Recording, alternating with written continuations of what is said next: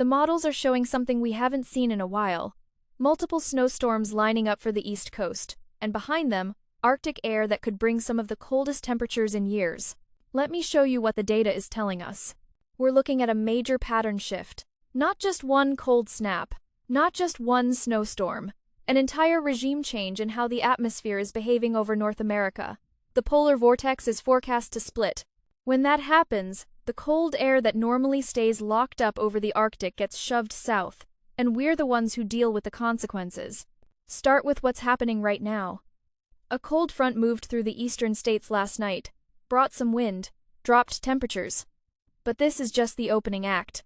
The real show starts later this week. Both the European model and the GFS are painting a similar picture for the overall pattern. Ridge out west. Deep trough in the east. That's your classic winter setup. The difference is in the details of individual storm systems. And those details matter if you're trying to figure out whether you're getting 2 inches or 2 feet. Tuesday the 13th. A clipper system drops down through the upper Midwest. Light to moderate snow for the Great Lakes region. Parts of southern Canada see some accumulation. This is fairly routine stuff. Clippers happen all winter. They're quick movers. They don't produce huge snowfall totals, but they do reinforce the cold air. Wednesday is when I start paying closer attention. The trough deepens. You can see it on the pressure maps. The isobars tighten up, and we start to see southern stream moisture moving into position. This is the ingredient we've been missing for most of the winter. Moisture from the Gulf interacting with cold air from Canada. Thursday the 15th brings our first significant snowfall event. The European model shows snow from the Ohio Valley through the interior mid-Atlantic and into the northeast. This isn't a coastal storm at this point. It's a broad area of low pressure spread across multiple states. That means even areas well away from the coast see snowfall. The intensity varies. Some spots get light snow, others get moderate accumulation, but it's widespread, and it lasts most of the day Thursday into Friday. By Friday, that low pressure consolidates and intensifies near the New England coast. This becomes a much more significant storm for eastern Massachusetts, coastal New Hampshire, and Maine. The European model brings it close enough to the coast that we're talking about meaningful snowfall totals. Then it moves offshore. Now here's where it gets interesting. And where the models start to diverge. Sunday the 18th into Monday the 20th. Both models show another system developing, but they handle it very differently. The European model keeps the jet stream oriented more east to west, more horizontal. That configuration tends to move storms out to sea before they can impact the coast. You get some snow in the interior, maybe some along the immediate coast, but a lot of the moisture stays offshore. The GFS model has a different idea. It bends the jet stream more north to south along the coast, more vertical. When you get that setup, storms track right up the coastline, and that means heavy snow from the Carolinas to Maine. The GFS has been consistent with this solution for multiple runs now. 12 hours ago, 24 hours ago, 36 hours ago.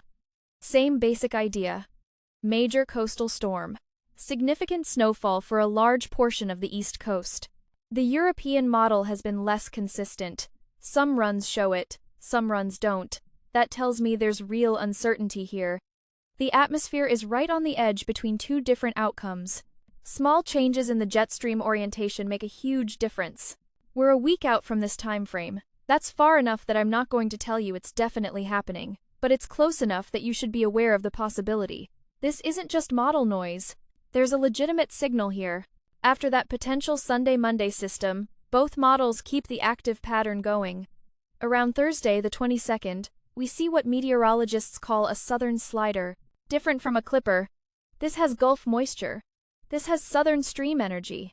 These systems can produce serious snowfall if they track right.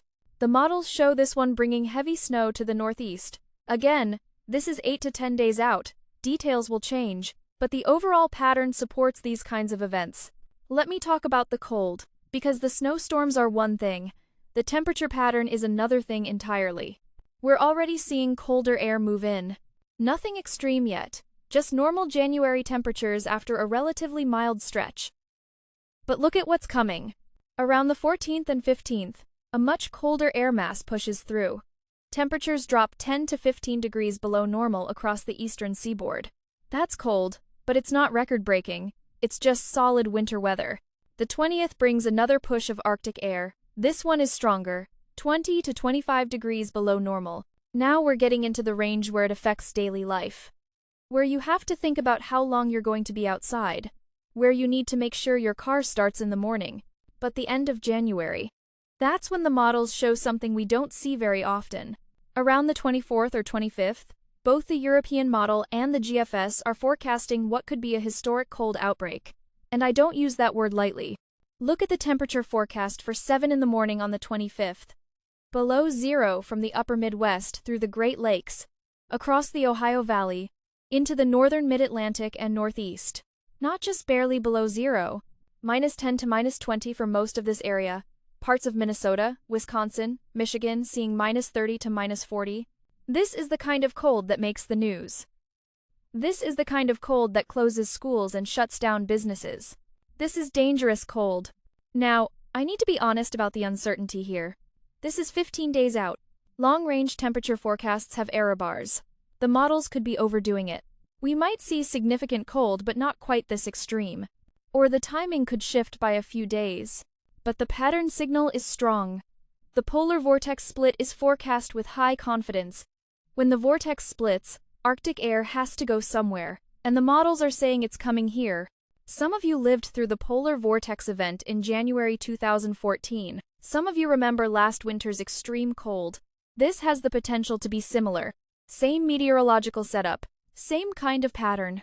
For snowfall, both models show an active 2 weeks. The European model has widespread accumulation across the upper Midwest, Great Lakes, Ohio Valley, Mid-Atlantic, and Northeast. We're talking a foot or more total snowfall for many locations over this period. Not from one storm, from multiple systems. The GFS is more aggressive, especially if that coastal storm around the 20th develops. It shows heavy snow much farther south and east than the European model. Deep south seeing accumulation. The entire eastern seaboard getting significant snow. Which model is right? We'll find out. But both agree the pattern is active and cold. They just disagree on exactly where the heaviest snow falls. What should you do with this information? First, understand that we're looking at multiple events, not one and done. Several snowstorms spread across 2 weeks. If you live in snow country, you know what that means. Multiple rounds of plowing. Multiple rounds of shoveling. Snowblowers getting a workout. Second, the sustained cold means snow that falls is going to stick around. We're not getting warm-ups between systems. The Arctic air settles in and stays. Anything that falls as snow will accumulate and remain on the ground. Third, if you're in an area that could see extreme cold at the end of January, start preparing now. Don't wait until the day before. Check your heating system. Make sure it works. If you haven't serviced your furnace in a few years, now would be a good time. In extreme cold, heating systems run continuously. They need to be in good shape. Check on elderly neighbors and relatives. Extreme cold is particularly hard on older people. Make sure they have adequate heat. Make sure they're prepared. For your vehicle, check the antifreeze. Make sure it's rated for the temperatures you might see. Check your battery. Cold weather kills batteries. If yours is more than 3 or 4 years old, consider replacing it now rather than finding out it's dead when it's -15 outside. Keep emergency supplies in your car. If you break down or slide off the road in extreme cold, you need blankets, extra clothes, food, water. These aren't luxuries, they're necessities. For the snowstorms, standard preparation applies. Don't wait until the storm is 12 hours away to go to the grocery store. Have what you need ahead of time. Rock salt. Ice melt. Enough food to last a few days if roads are impassable.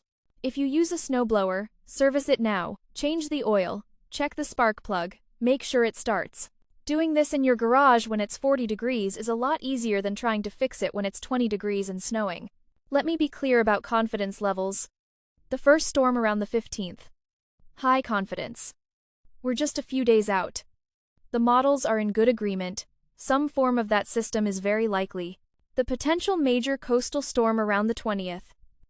Moderate confidence. The models show it, but they disagree on details. This one needs watching. Could be significant. Could move offshore and miss most populated areas. We'll know more in a few days. The extreme cold at the end of January. High confidence in the pattern, lower confidence in the exact temperatures. Will it be very cold? Almost certainly. Will it be -40 in Chicago? Maybe. Maybe not.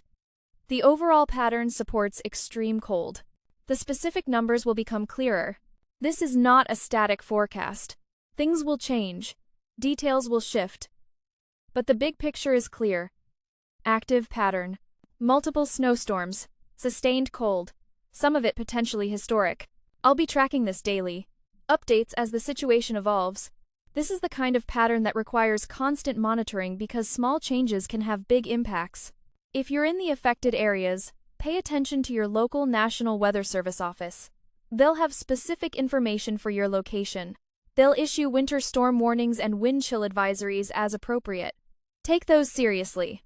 This is real winter weather. The kind we haven't seen much of this season. The kind that disrupts normal life. The kind that requires preparation and caution. Stay informed, stay prepared, and stay safe.